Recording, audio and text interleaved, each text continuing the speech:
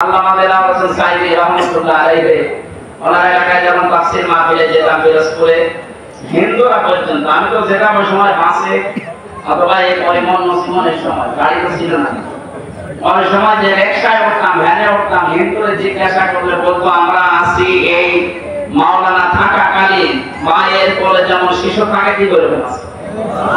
হিন্দু যদি আলেমের পক্ষে কথা বলতে পারে, অথচ দেশের বহু মুসলমান নামধারী জালেমে আলেমের ফাঁসিস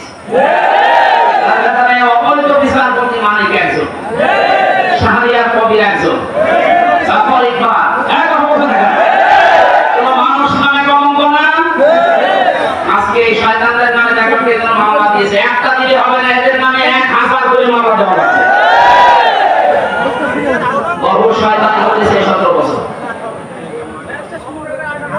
ব্যারিস্টার সম্মান মানুষের ভেতরে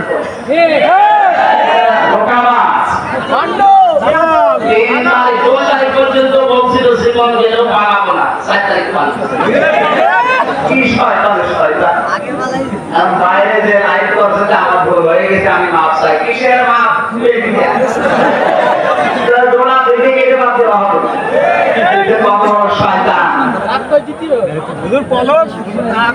সমাজ ভাইরা এখানে আল্লাহ বারবার তাদের কিনতে চাচ্ছেন না, আমাদের আগে মুমিন হওয়া লাগবে। কি হওয়া লাগবে বলেন তো? নবীজিকে প্রশ্ন করা হয়েছে, হে নবী, মুমিন আমি বলবো কি করে?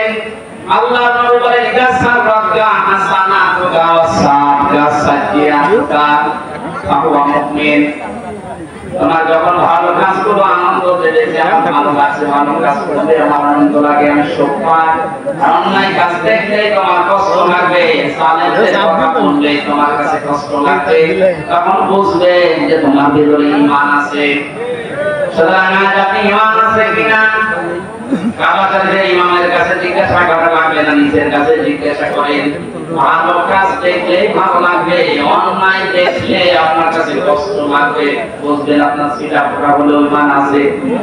আর যদি ভালো কাজ দেখলে আপনার রাগ হয়, অন্যায় কাজ দেখলে যদি আপনার কষ্ট না লাগে, আপনি হজ করতে পারেন, দরবেশের মতো আপনার ঈমান নেই। আমি সরকারে হতে গিয়েছিলাম, ওই সময় শুনেছি দরবেশ কাবার পাশে যে কাবার আছে, ওখানে আছে। এই যে এবারও গিয়েছিলাম, প্রায় সবার দরবেশ নাকি ওখানে আছে, একবার সব সময় খাবার পাশে কাবারে থাকে। কি হচ্ছে? সবচেয়ে বেশি টাকা আত্মসাৎ করেছে, 32,000 কোটির উপরে একটু না, 29,000 টাকা কোটি টাকার উপরে খরচ হয়েছে পদ্মা সেতু বানাতে। কেউ কেউ বলেছে 32,000।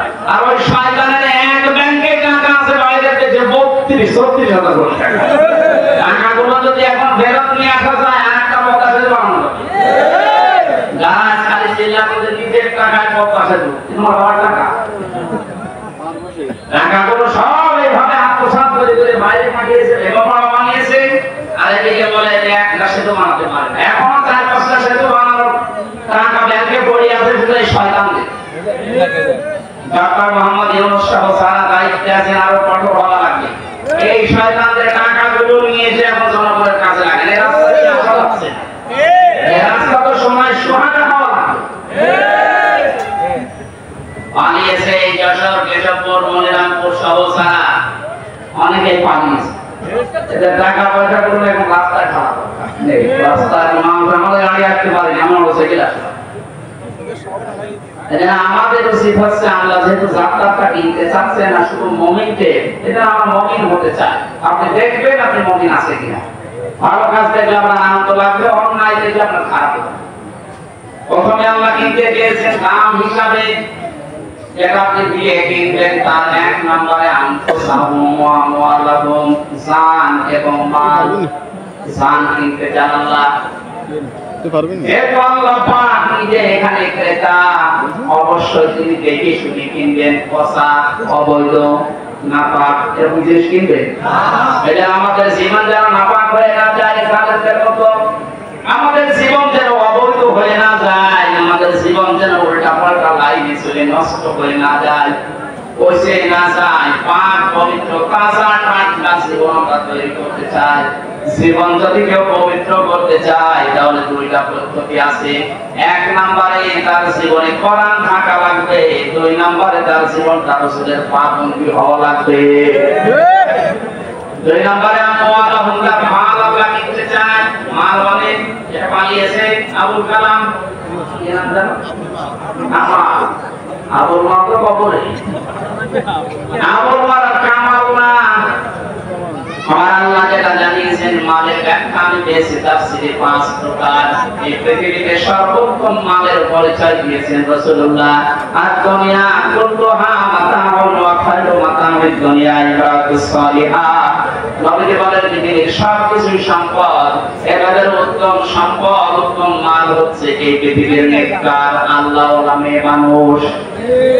মেয়ে মানুষ আল্লাহওয়ালা হওয়ার জন্য শুধু বোরকা পরা নামাজ পড়াই শেষ না, পারিবারিক জীবনে তাদের আচরণ হবে মা ফাতিমাতুজ জোহরার মতো, হযরতে খাদিজা বিনতে কুবরার মতো। 6 জন নারীর জীবনে নিয়ে একটা বই লিখেছিলাম যে খানা থাকবে।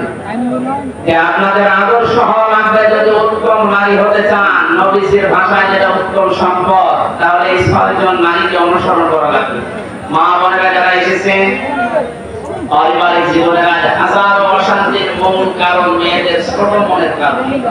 এরা মনটা যদি একটু উদার করে পরিবার জীবন পারিবারিক জীবনটা আমাদের একজনের জান্নাত হয়ে যাবে।